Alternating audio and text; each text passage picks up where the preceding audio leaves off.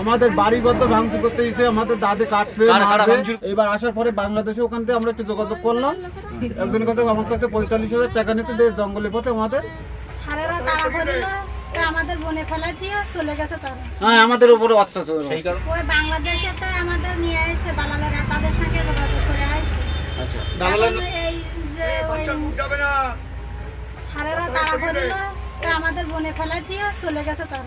আমার এই দিন মেয়ের কাছে জিনিসটা কিছু পেয়ে যাবে 45,000। আমরা ওই দিনই ওই যে 5 তারিখ জন্মদিন ছিল সোমবার, ওই দিনই আমরা ওই দেখি আত্মীয়র বাড়িতে ছিলাম। আজকে আত্মীয়র বাড়ি একদিন, তারপরে দিন আবু তারিখে এরকম করে করে এই কয় মাস থেকে আসে। তারপরে এই যে কোন জায়গা বললো বেনাপুর, সেই জায়গায় আমরা একদম দিয়ে ধরিয়ে দেয়। দেওয়ার পরে এবার ওদের দল আমরা করেছি, রাজনীতি করেছি, ওদের সাথে ভোটে করেছি। দেওয়ার পরে ওরা আমাদের কি করলো, সেই জন্য আমাদের বাড়িগত ভাঙচুর করতে এসে আমাদের দাদে কাটবে সবে জামাত বিএনপির লোকে। আমরা এই ভারতে এইবার আসার জন্য আমরা হচ্ছে বেনাপোল ছিলাম 3 দিন।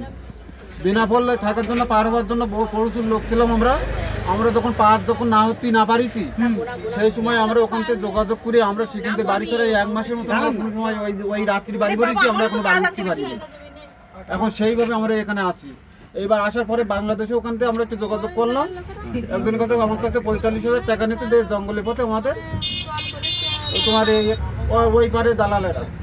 হ্যাঁ বাংলাদেশের দলে ওইটাই আমাদের পার করে দিয়ে দেবে এই পারে, সেই একটা যোগাযোগ করে আমাদের জঙ্গলে ভারতের এসে আমরা গণনা কোথায় আমাদের ওই যে ওখানে বিভিন্ন রকম মানবহানির জন্য মারধর করতেছে। এখন বর্তমান যে এখন আমাদের কয়রায় এখন কোনো প্রশাসন ঢোকেনি, থানায় কোনো প্রশাসন নেই, পাইক গাছে থানায় কোনো প্রশাসন নেই, কোনো প্রশাসন নাই, অথবা আমাদের বুক বাক করে ক্ষতিগ্রস্ত করতেছে এই জামাত বিএনপির লোকেরা। আমরা আমলিগ করি, আমরা হিন্দু মানুষ, আমরা সবাই আমলিগের তার মানে আমলিগ সরকার যখন আমাদের ক্ষমতা যখন থাকে সেই সময় হিন্দুরা অনেকটা নিরাপদ থাকে।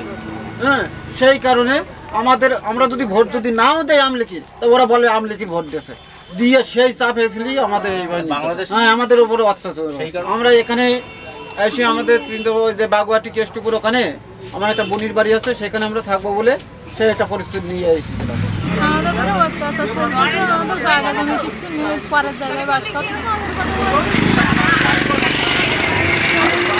বাংলাদেশে কি আপনারা কোনো পার্টি করতেন?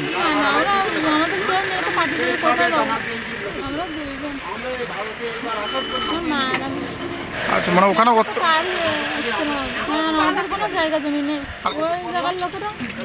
বাংলাদেশের লোকেরা ধরো